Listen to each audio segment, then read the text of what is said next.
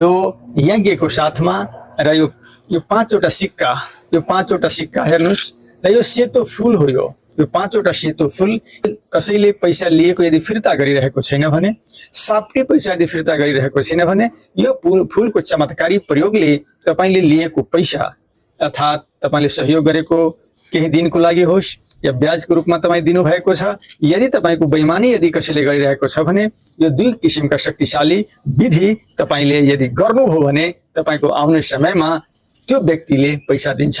हुन अनेकौं विधिहरू छन्, तर यो सिक्का हेर्नुस्, यो सिक्का प्रत्येक शनिबार यो सिक्का भिखारीलाई, गरिब मान्छेलाई, दरिद्र मान्छेलाई, मठ मन्दिरमा कुनै यदि भिक्षा मागिरहेका छन् भने त्यसको झोलीमा यो राखिदिनुस् र यो दिने बेलामा जुन व्यक्तिले तपाईको पैसा लिएको छ त्यसको छेउमा हेर्नुहोला र भन्नुहोला, ए पैसा तिमी अब भिखारीको हातमा जाँदैछौ र तिमीले मसँग लिएको पैसा यदि फिर्ता गरिदियो भने यो सिक्काले तपाईले धनवान गरिदिन्छ, न त यो भिखारीको रूपमा यो सिक्का तिमीलाई पनि भिखारी बनाइदिन्छ।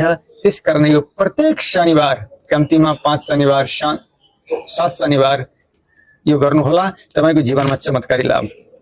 त्यस्तै यो सेतो फूल हेर्नुस्, यो 5 शुक्रबार या 7 शुक्रबार यो सेतो फूल तपाईको शिवलाई, परमात्मालाई, हे शिव यो तपाईले म अर्पण गर्दैछु, ओम नमः शिवाको जाप गर्दै परमात्मालाई मनन गर्दै, जसले तपाईको पैसा लिएको छ र फिर्ता गरिरहेको छैन भने त्यसको तस्बिरलाई याद गर्दै, त्यसको अनुहारलाई याद गर्दै भन्नुहोला कि मेरो समयमा तपाईले पैसा गरिदेऊ।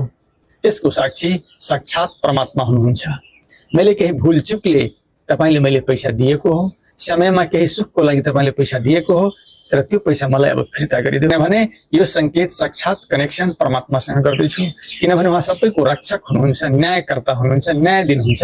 यो फूललाई साक्षी राखेर यो प्रत्येक शुक्रबार, 5 शुक्रबार, 7 शुक्रबार जति तपाईले सम्भव हुन्छ यो गर्नुस्, यसको चमत्कारी लाभ हुनुहुन्छ।